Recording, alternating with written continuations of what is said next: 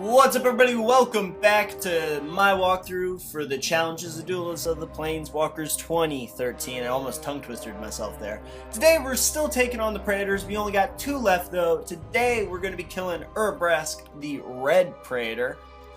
He's actually, I don't know, I really like this guy, to be honest with you. He's the cheapest Praetor. I think he comes in at 5 mana, 3 colorless, 2 red, I believe.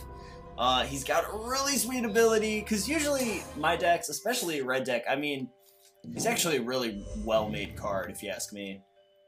But my decks, I usually don't have too many heavy drops, but a 5-drop that gives all your creatures haste and all your opponent's creatures into the battlefield tapped is amazing.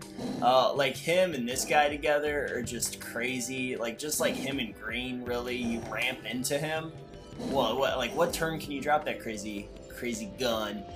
You drop him pretty early, actually. You do need the 2 red, though, which makes it a little bit prohibitive, but just being able to drop big green bombs and have them, and it's just, that's a crazy card. It's probably my favorite. The rest of them are a little too expensive for me.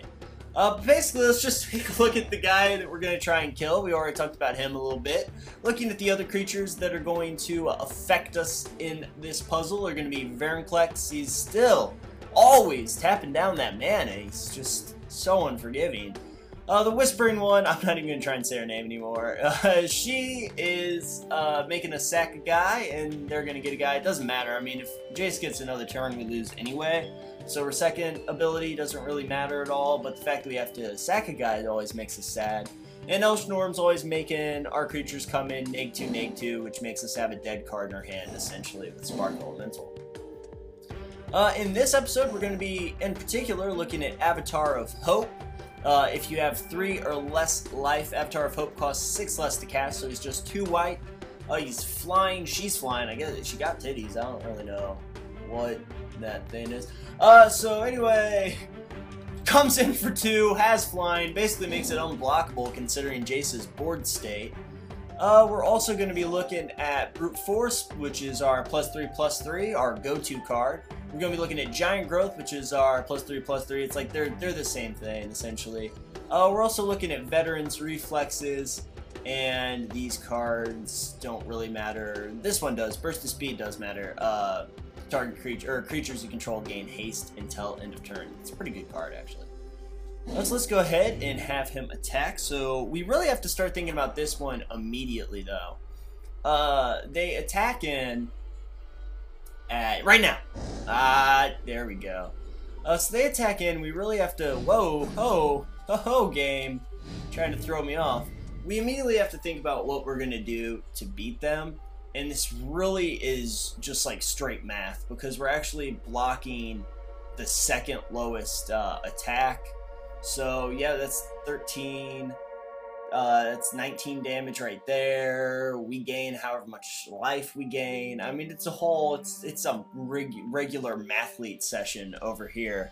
But basically what we have to do is we have to figure out which of these cards we're going to cast. If we do all the math on it, we figure out that Avatar of Hope is able to lay down on the table and just be all excited, which means that we don't care about the green, which makes Giant Growth the play right here. That way we keep our 2 red open. We have a bunch of red spells that we could play. We got Paralytic Feedback. I mean, if this was a real combat scenario, we don't worry about that card, but we do have 3 red spells that are playable that we might as well leave open in this instance. I mean, now that we got our Mathlete camp badge, we know that Avatar of Hope is completely playable, so here we go. He gets the 7 cards. He's gonna mill us. Let it go. We lose 2 cards. We have to sack a creature. Baneslayer Angel's our only option. Baneslayer Angel is dead. Now we get to play Avatar of Hope. This is a pretty easy puzzle, actually. I mean, it's a lot like there are 2 other ones that are very similar to this. So she comes in untapped, which is amazing. We just have to give her haste. Just gonna do that. And then we will just go ahead and attack with her. See if he has any sort of response. He doesn't appear to. Brute Force comes down and makes her lethal. over lethal. She's a little bit overkill. So that one's actually really easy, you guys. I don't really know how much there is to learn from that one.